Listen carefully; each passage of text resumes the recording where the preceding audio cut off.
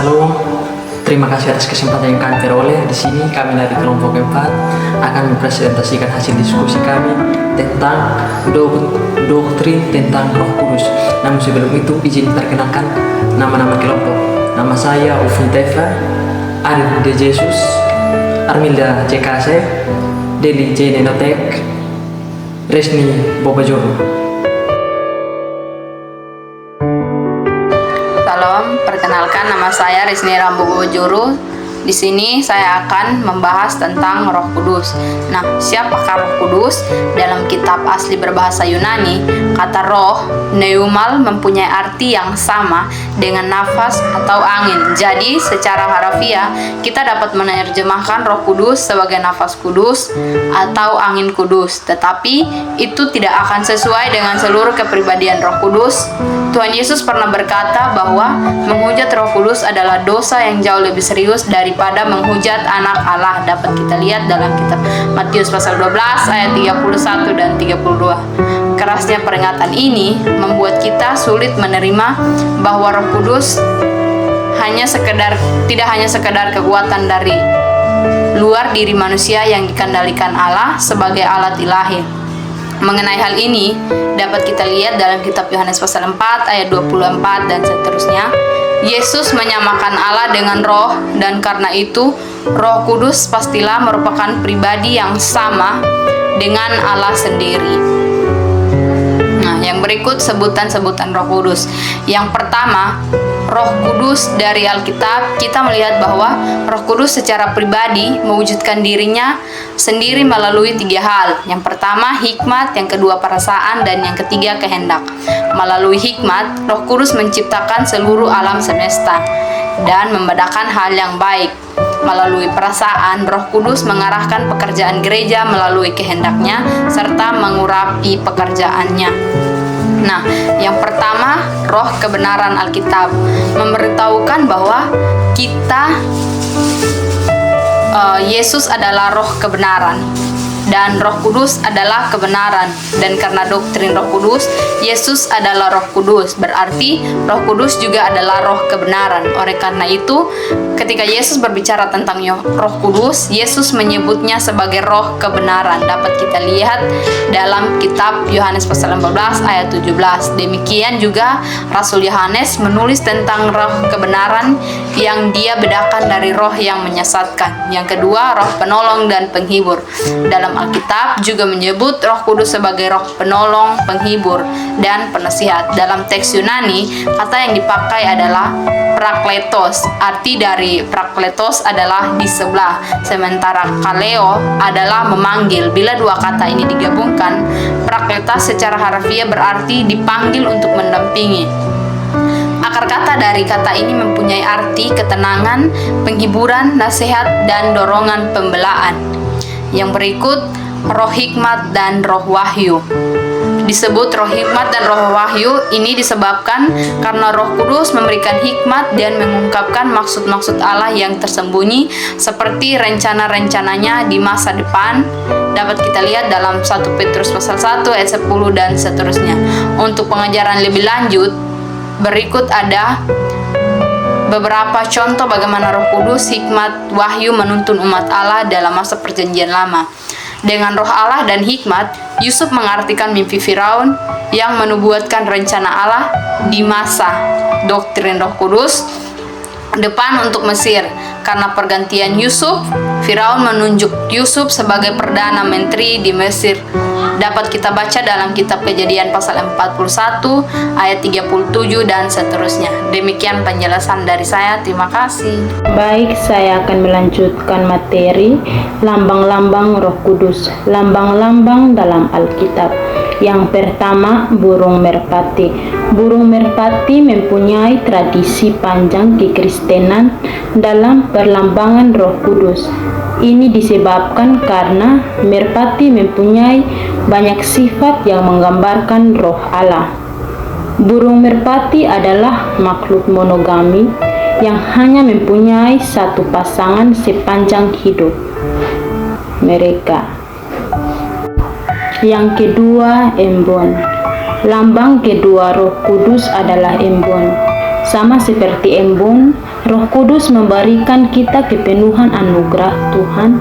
Tuhan mencurahkan Roh Kudus-Nya yang berharga untuk memenuhi dan menghibur hati kita. Walaupun kita kadang-kadang tidak setia kepadanya dan mengkhianati kasih-Nya. Yang ketiga, hujan. Roh Kudus juga dilambangkan dengan hujan. Hujan mewakili kebenaran Allah dan kasih-Nya yang berlimpah. Alkitab berkata bahwa Dia mencurahkan hujan baik untuk orang benar maupun tidak benar. Matius pasal 5 ayat 45.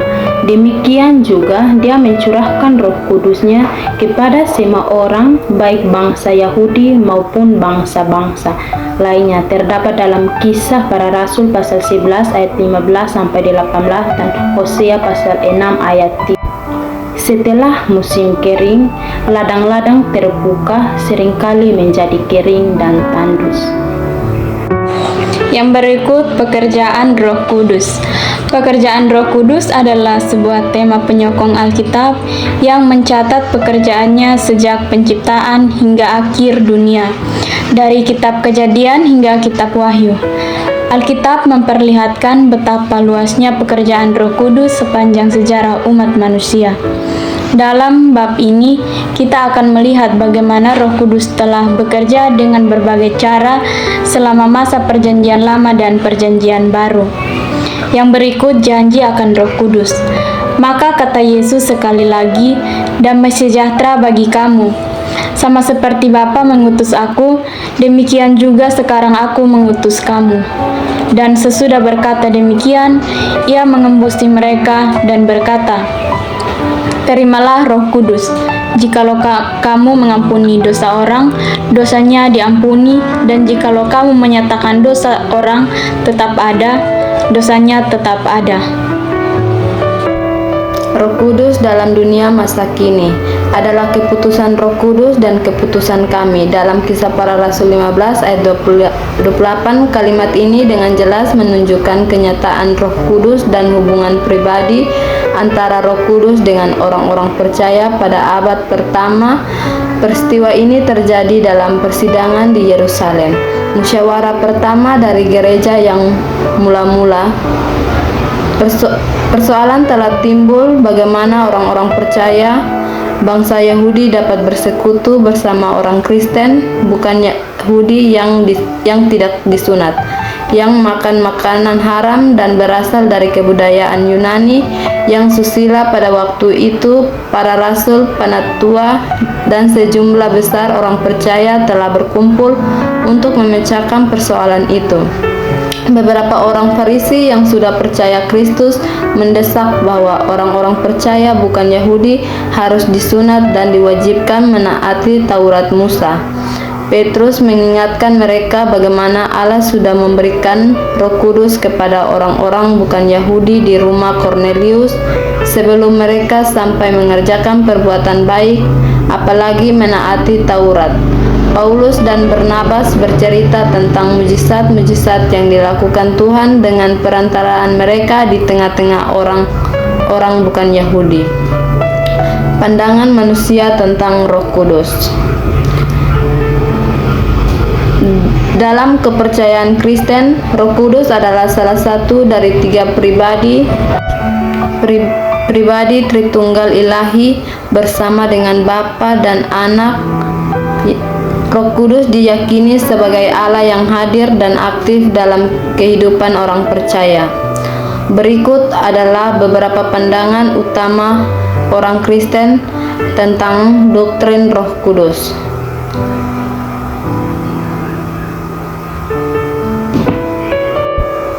2. Peran dan karya Roh Kudus. Roh Kudus diyakini memainkan peran penting dalam kehidupan orang percaya seperti memberi kuasa, memberikan karunia rohani, memimpin, menghibur, menyucikan, dan memampukan untuk hidup kudus. 3. Pekerjaan Roh Kudus dalam keselamatan.